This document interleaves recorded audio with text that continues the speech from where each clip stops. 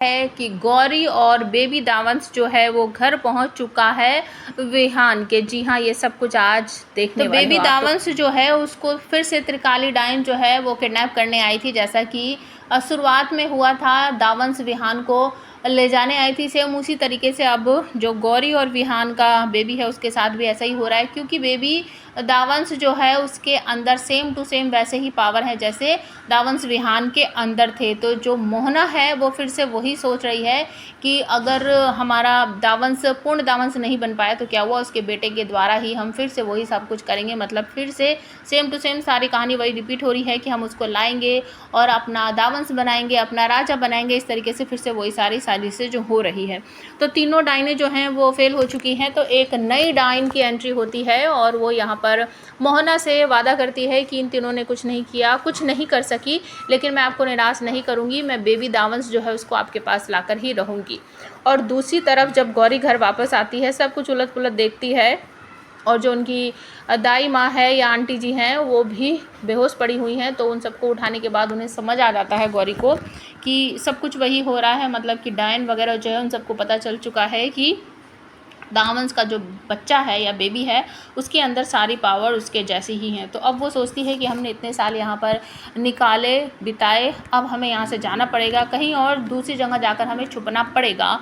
अब जो दाई माँ वो कहती है कि कहाँ जाएंगे गौरी, कहाँ जाएंगे हम, और कहीं भी चले जाएं फिर भी हमारे पास कोई ना कोई हमारा पता लगाते हुए आ ही जाता है। तो गौरी अपने बच्चे को लेकर निकल जाती है, एक गाड़ी में बैठ जाती है।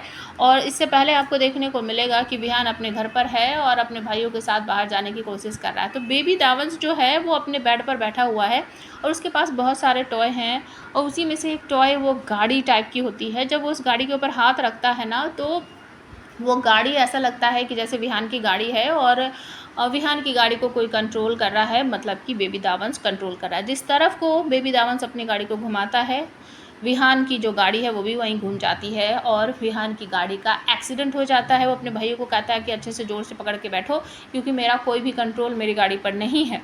अब विहान जो है वो ये सब कह तो देता है, लेकिन अर्जुन और हर्ष कहते हैं भैया आपके पास तो पावर है, कुछ भी कर सकते हो। लेकिन विहान कहता है तुम सब भूल गए हो कि मेरे पास अब कोई भी पावर नहीं है। तो गाड़ी जो है वो पेड़ में ठुक जाती है, लेकिन जान बचाकर तीनों भाई बाहर निकल जाते हैं। दूसरी तरफ गौरी जब गाड़ी में बैठी होती है, गाड़ी थोड़ी अजीब सी है, मतलब उस गाड़ी की छत नहीं है और टेम्पू टाइप का कुछ है वो।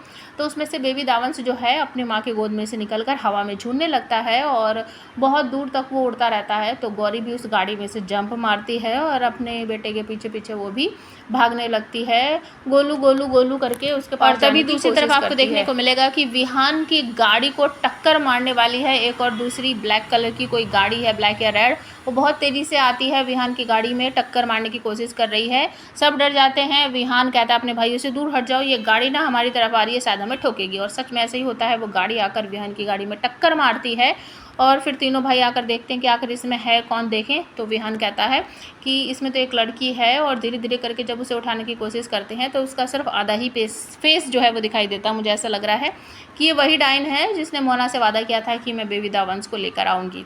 दूसरी तरफ आपको ये भी देखने को मिलता है कि जो गोलू है गौरी का बेटा बेबी दावंश, वो उड़ता उड़ता विहान के घर की तरफ को आ रहा है और गौरी ये सब देखकर चौंक जाती है कि गोलू कहाँ जा रहा है। अरे ये तो विहान के घर की तरफ को ही जा रहा है, मतलब कि अपने खुद के घर में आ रहा है। और दूसरी तरफ आपको ये भी देखने को मिलेगा कि जो रक्त पुकार टाइप की पहले कहा था ना कामिनी ने दावंश विहान के लिए, यहाँ पर सेम टू सेम वैसे ही ये नई डाइन जो आई है वो कह रही है कि चाहे कुछ भी हो जाए रक्त पुकार के द्वारा बेबी दावंश को हम ढूंढ ही लेंगे, चाहे वो कहीं भी हो।